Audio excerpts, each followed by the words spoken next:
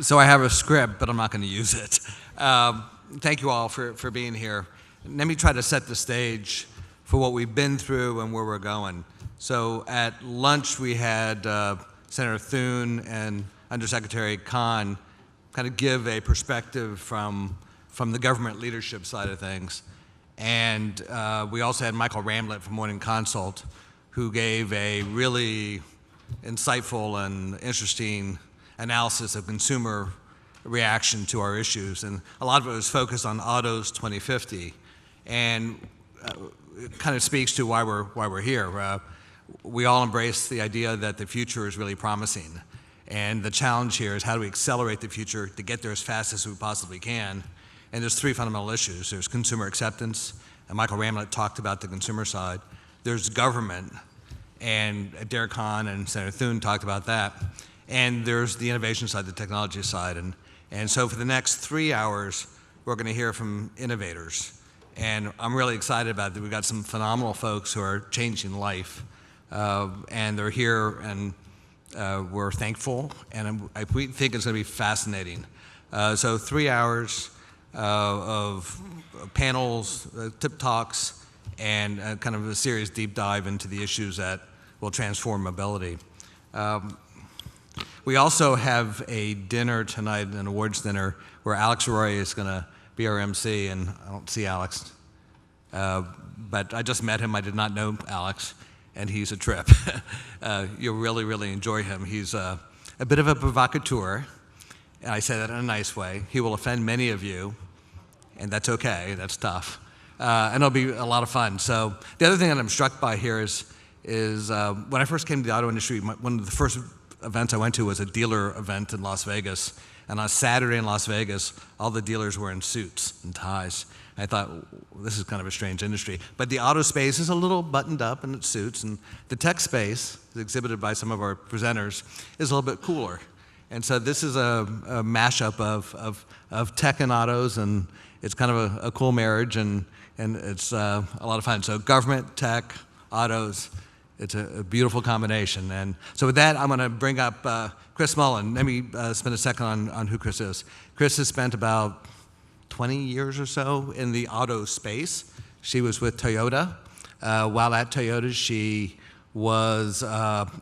ran some committees at the Alliance, so she's deep expertise in safety issues. She's now at State Farm, so she's looking at safety from the insurer's perspective. Highly skilled, deeply involved in these issues, deeply passionate about these issues. And so I'm going to bring up Chris Mullen. By the way, she's not related. She does not coach St. John's in her spare time. She's a little shorter, different gender, but she shares the name. So with that, let me bring Christina Mullen to the stage. Thank you.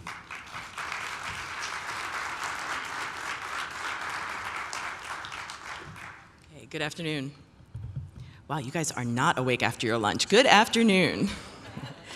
Yes, considerably shorter, but I was telling Mitch, my goal is when you Google Chris Mullen, I should be up first.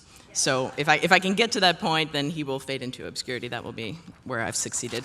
As Mitch said, this is a very exciting topic. As insurers, we are very much engaged. For much of my career, I've been focused on safety, but I've been focused on crash worthiness. So this exciting shift into crash avoidance and this ultimate mitigation where we hopefully don't crash, that's an amazing place for us to target. So these safety benefits and the potential for this technology is where we are pushing our support. So I'm very excited to join the two executives that we have today to share perspectives on this big topic for the automotive industry, this future of driving. So we're incredibly excited to kick this off, and obviously not a topic we can cover in 40 minutes. So we're not going to attempt to cover everything in 40 minutes, but we're going to focus on two industry trends that are dramatically reshaping mobility as we know it. And these are automation along with the sharing trend for cars and rides. So the move to autonomy has accelerated significantly during the past decade. Today, 24 advanced driver assistance features like adaptive cruise control, blind spot monitoring are now on sale. From consumer opinion research, we know these technologies increase customer demand for more. That is, the more consumers who experience driver assistance systems, the more excited they become about the prospect of self-driving technologies. And it seems like every day we are hearing about more self-driving technologies being tested.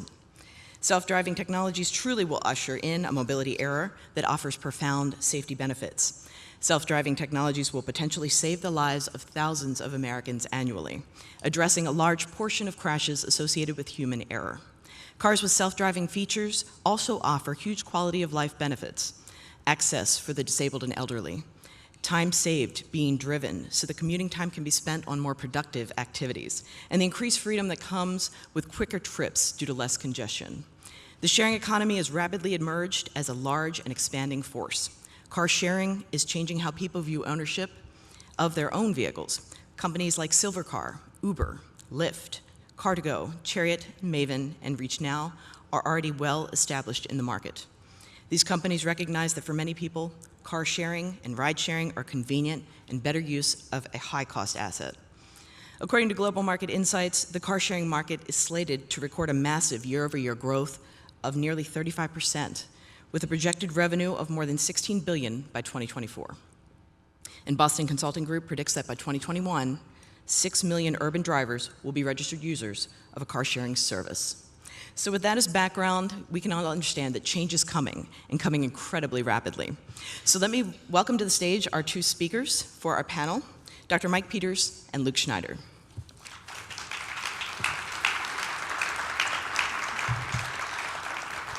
As our panelists join us, let me give you some background. Mike Peters is president of Harman Connected Car, a leader in integrated auto technology systems, development including infotainment, telematics, user interfaces and experience, cybersecurity, and autonomous ADAS solutions. Mike represents the top tier of German automotive engineering. His deep automotive roots span more than 2 decades, including positions with Siemens, Audi, and Volkswagen. Mike holds a doctorate in the field of digital systems processing. He oversees more than 7,800 employees around the world. Luke Schneider is president of Audi Mobility US, and he has been a genuine pioneer in a business segment that is expanding exponentially around the world, car sharing. Luke can truly say he helped invent a disruptive new category of mobility at the intersection of technology and transportation. Luke started with Flexcar, where he was CTO, and continued with the company when it was acquired by Zipcar, where he was part of that company's explosive growth. Then he was CEO of Silvercar, a company that only rents silver Audis and is expanding rapidly across the nation. Now he is looking more broadly at mobility for Audi. So let's get started with our discussion. Thank you both for being here. Thank you, Chris. Thanks for having us. So, as I said in my intro, we have many societal benefits to be gained from this. And I think at lunch we also heard some data from our consumers about some of the questions they have, some of the education that we probably could stand to get our brain around. So I wanted to start there, talking a little bit about what can we do with the questions our consumers are asking us, what they need to understand. Where can we start to help them as this technology comes in faster than many of them are able to understand it? So help us understand what we can do there. Sure. You want me to start with that one? Yeah, go ahead. Let's start big. Let's start. I think part of the thing that people struggle with is that there is so much change going on so many different levels that sorting out the truth from the fiction can sometimes be challenging. And setting expectations, obviously, is a function of being able to do that. We've got technology changing, right? We've got electrification, we've got automation, we've got connected cars and kind of mobility, which is driving better access to cars. We've got cities that are urbanizing, and in the broader context, consumer models that are changing in other categories, from food to music to lodging, you name it. And for the transportation industry, what that means is historically, asset players that made cars and rented cars and sold cars are trying to figure out how to offer those products to people in the way they want to consume them now. And technology players, who largely are the drivers of these new consumer models that we're seeing in other categories, are desperately trying to get smart on assets, because until we start doing teleportation, we're still moving people around in physical assets. So it's important to understand that aspect of it.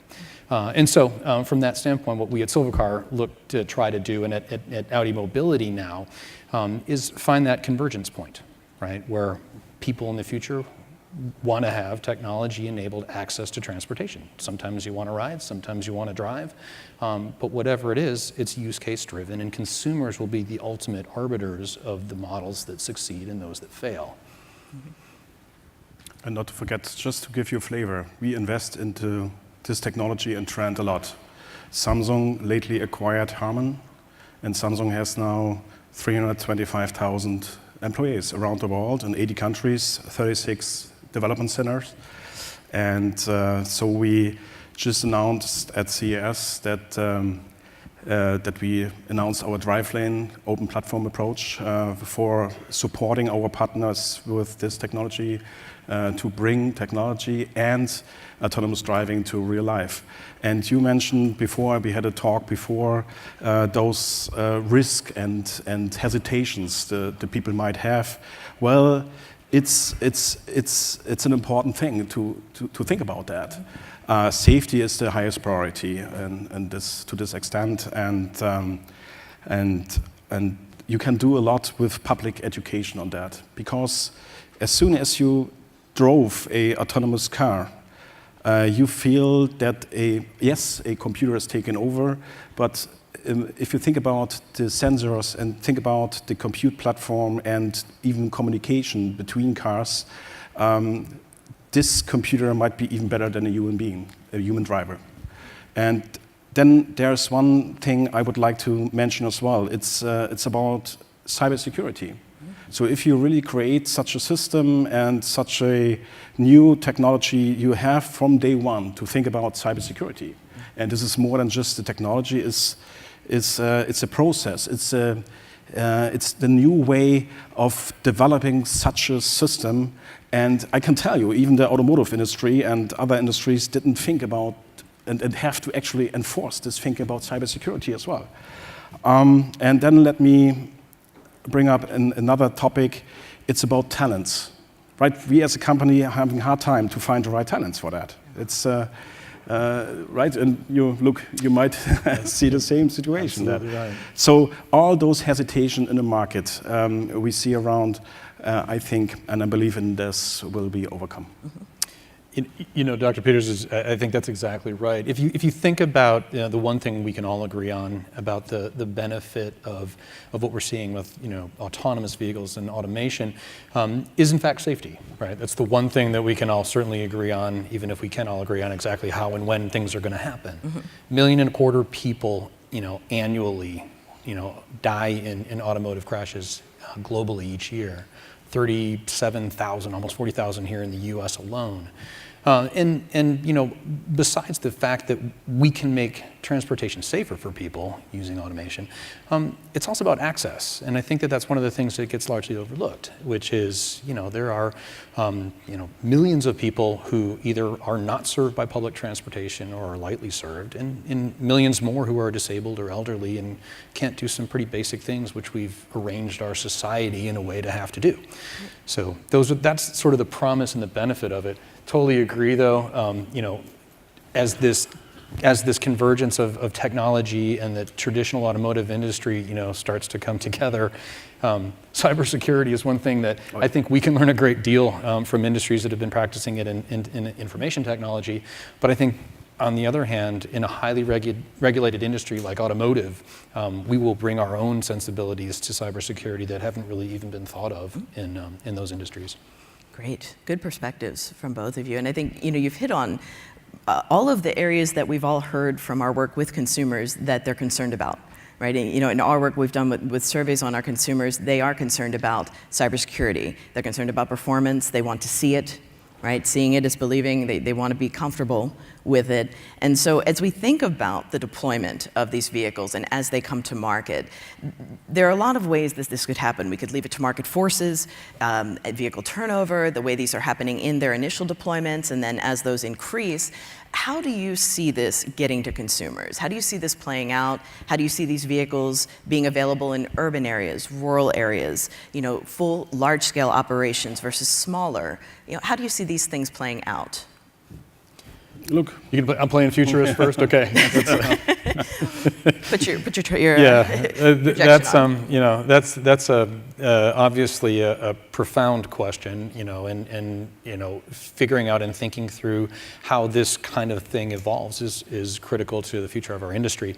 There's a couple things I think, right? The first is that as I said earlier, I think consumers will drive the innovations. What consumers prioritize tends to be the thing that develops when you have you know, technological innovation. If a consumer model is painful or, you know, wrought with friction, you know, then somebody comes along with a better way to you know, to serve it up, and customers eat it up. Likewise, I think in this case, there's going to be a government component that is pretty important. We're talking about a really regulated field, all right? And when you talk about safety and you know, thousands, millions of traffic fatalities, then this is going to be one of those ones where we need to be in partnership with government, and whether that's the federal government on the basis of sort of the new AV START you know, act that's in the Senate right now, or it's, you know, something, you know, even at the local level, right, where local municipalities prioritize what's important to us. Is it congestion? Is it pollution? You know, what are the things that we want to solve and tackle first, right? And then obviously the infrastructure that comes along with that is a big piece of how it gets enacted. And then, you know, kind of the last piece is the technology piece per se, right? The vehicle technologies that enable us, you know, to do HOV exclusive lanes, or that allow us to change over, you know, lane directions during periods of higher use or traffic flows. You know, all of these depend on having the ability in the vehicles themselves, as well as in the infrastructure, you know, to sense that. And then the sort of the, as we always say, the lubricant that makes all of that work is data, right? And generating the information upon which an autonomous car can make a decision, or a city can change a lane or something like that. So I think that it's going to be a fascinating, like pull up a seat, because this is going to be a fascinating one where there's a lot of people that are coming to the table at the same time, and how it evolves is going to be a function of, you know, all three of those things. Right, and don't underestimate the pull of the market. There is definitely a need. Think about new mobility concepts. Autonomous driving is an enabler for that. Right? So without that, you cannot even think about new ways of moving from A to B in an efficient way. And I don't know if you had a chance to look or visit the CES. So we promoted a new concept. It was called Snap, where you separate the driving compartment and the drivetrain. And if you think about taking this drive compartment, you stay in, you can work, you can be entertained, you can read, you can relax, and put it maybe to a train, or maybe to a ship, or maybe to even an aircraft, right? So if the interfaces are there, then you really address the need of the market to have more flexibility and actually more efficiency in moving and being mobile, which is the dream of a human being, right? And technology, yes, it's the key for that. So when you mention that access and those mobility benefits, you know, you think about those on a societal scale and those impacts to those communities. Where do you all see this happening first? You know, so if we've talked about the consumers and they want to see it, where might we expect those? Do we expect those in rural communities? Do we expect these highly automated vehicles on university campuses? Where might folks look first to see these in real life?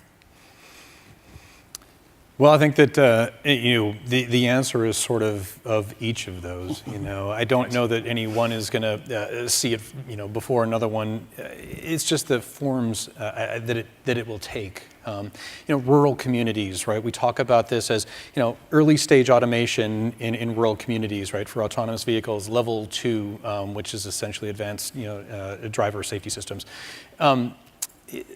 Those are things that are sort of contained in a vehicle, right? That the vehicle senses and is in its own way, you know, autonomous. As you get beyond that, you start to have to connect vehicles vehicle to vehicle. You have to connect them to the terrestrial grid, and you have to, you know, connect them to other places as well to help direct and control. And clearly, those are going to, you know, merge in cities first, in places where the connectivity is greater than in rural areas. But I think one of the things that's important as you try to discern where am I going to see evidence of this first, is again where people are prioritizing the benefits, right? Lots of fatalities on rural highways, that's for sure. But those are not necessarily things that will be solved better with vehicle-to-vehicle communication. In many ways, it's simply driver assistance systems that can help that. As opposed to cities where there are hundreds or thousands of influences that, a combination of LiDAR and central processing and cameras and other technologies have to fuse together to make a decision, right? And, I was listening to a very interesting gentleman talk about how he's sort of distilled down this question to one of morality, right? Like, as the vehicle has to make a moral decision about which decision to make, then that becomes ever more difficult. And we partner a lot on global basis. Mm-hmm. So you can compare what's going on, for instance, in China and Korea, so in Asia, and US and Europe. And you see, it's all about speed. It's all about, I'm not talking about competition. I'm talking about which region sets the best supporting environment for companies like us to invest into, to really find the right talents, the right industrial setup. This will be a key for growing this technology and capability as well. Yeah. And I can tell you, from my view, from our view, right now, Europe, maybe especially Germany and US, West Coast and around Michigan, are really, really pushing this hard and supporting a lot. So thanks for that.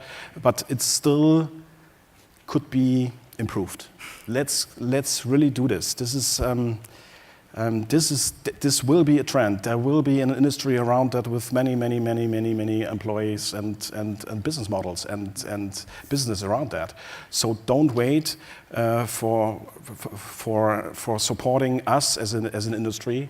And for instance, tomorrow I have a meeting with the ACM in Michigan. Right, we try to set up there a local environment for sharing with many OEMs this secured area where you can test cars, where you can drive around and bring up the technology in a collaborative way.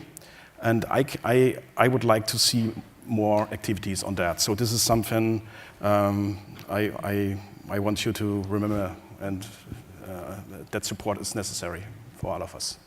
Yeah, excellent point. And I would agree with that. I know that we've talked many times about how this is not going to be a unilateral success of one industry. You're going to have multiple industries that are going to have pieces of this in order for this to come to fruition. And you mentioned that support, and it brings into a point that I wanted to make sure we address, and that was infrastructure.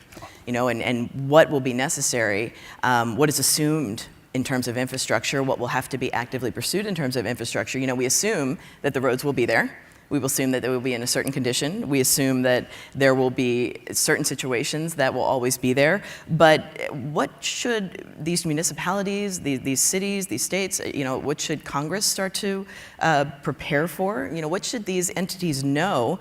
Will infrastructure require different things? And should these cities even start planning differently for AVs? And what would you say would be a priority that they need to start to get on board with? And should they get ahead of it, or are they already behind?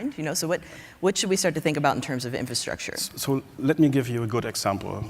From our point of view, the communication infrastructure is crucial for having autonomous cars around. I mean, think about use cases like you drive in a car and 10 cars ahead of you, there's an accident or an obstacle. Wouldn't it be good to use the sensors of a car and communicate back 10 cars back to kind of mitigate this crash or avoid even this crash? So this goes all the way down to V2X communication. And there's an ongoing discussion, let's call it this way, between maybe US and Europe, DSRC versus a cell-based communication network. We as Samsung and Harman believe in a cell-based communication network because it's more scalable, it's more actually lower investments because you have usage for 5G networks for many use cases. And just to give you a flavor, Samsung shipped last year 660 million devices. And if you think about 5G, this is 3 million devices a day. Think about the reuse of such a network, not only for autonomous applications. So definitely, the communication network is a crucial thing. and the right investments and support for that, I can only again and again promote. For sure, you know, the communication is 660 million. Yes. It's a big number. Wow. Just thinking about that for a minute. Clearly, the communication is a core component of this. When we think about infrastructure per se, and I guess it's a timely topic right now, is you know that's sort of rumbles and rumors and rumblings in Washington. Demographic trends drive so much of what happens in transportation. And you know, the one thing that's been undeniable has been, you know, the urbanization, not just here in this country, but globally, right? I think I read anywhere, depending on who you believe, between 75 and 85% of the world's going to live in a city by 2025 or 2030. And that's a staggering amount, right? So to be able to move people from point to point is going to require, you know, clearly good communication technology, but also the ability to sense and respond to demand for transportation. You know, one of the things we have to do, you know, as a mobility operator, I mean, you know, we develop technology, but we also operate companies that have to serve, you know, people with transportation options, is we have to figure out how to mass capacity where we find demand. And what's great about mobile assets is that they move, so it's, you know, it's not a house or something, and so you can actually move them more quickly. But understanding when and how, data mining and figuring out how to make sense of data that we collect allows us to ever more efficiently deploy resources, which then in turn allows us to ever more efficiently move people from place to place. And that seems to be one of the key points as cities urbanize, right? All the benefits of living in a city, you know, you'd like it to be clean, so you don't want to necessarily live in a place that's dirty. So, you know, this idea that people spend less time on the road, but also that when they are on the road, the vehicles that they're in produce lower or fewer emissions.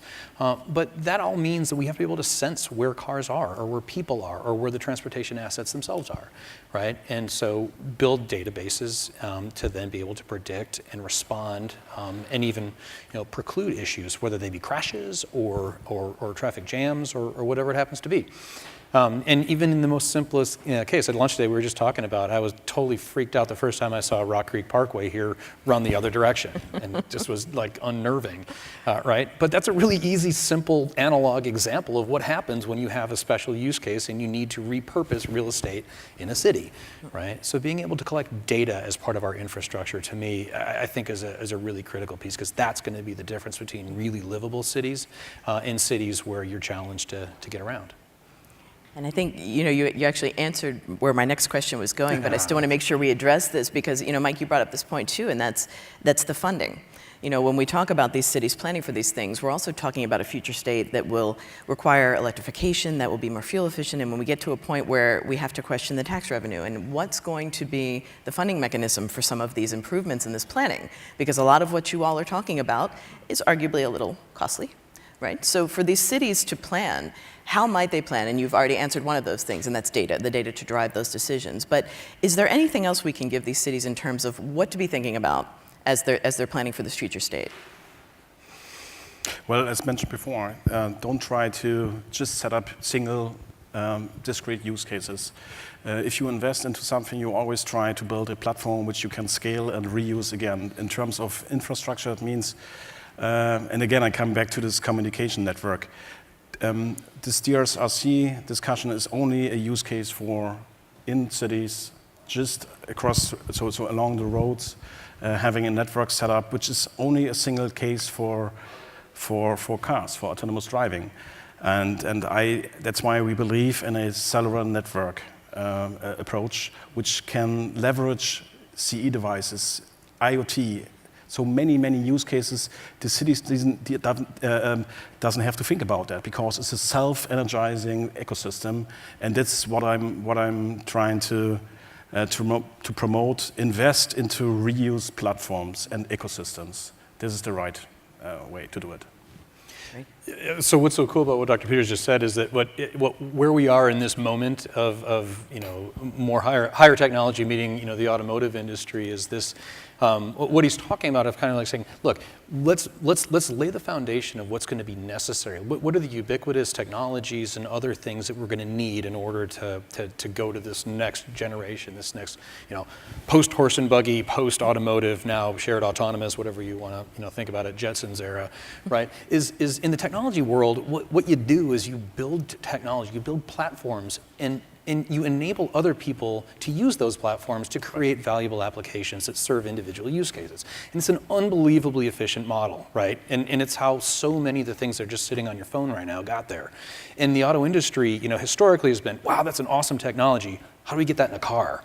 And this is a fundamentally different way of thinking about it. Let's lay down the things and the platforms, the technologies, the enablers, which will then allow, lots of different people to make it a better experience for everybody who's trying to use it.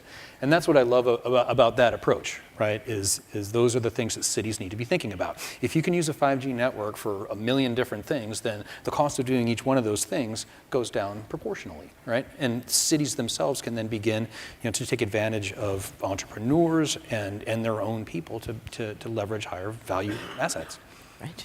Fantastic. So, and more to add, Luke, think about the platforms in terms of compute platforms and scalable platforms. We work actually as a partner. That's again about how, or let's put it this way, there is no company around the world who can do everything. So you need to have a ecosystem, a partner network, which brings up to speed and creates new business models, creates money-making machine, if you will, because the market need is there. And therefore, we believe as Samsung in a open, scalable platform where we can have a link to third-party innovations, to OEM partners, really having the scalability and the flexibility to work with everyone. And I personally believe that's the right key. Again, that's the same model I think should be applied for our investment in cities and regions. It's an ecosystem you build there, and not for a single use. No, I agree. We've had a lot of success collaborating with the industry, and some being surprised to see an insurer in these spaces. But that's the only way we're going to understand where this is going, particularly from a risk standpoint, which is the space I live in now rather constantly.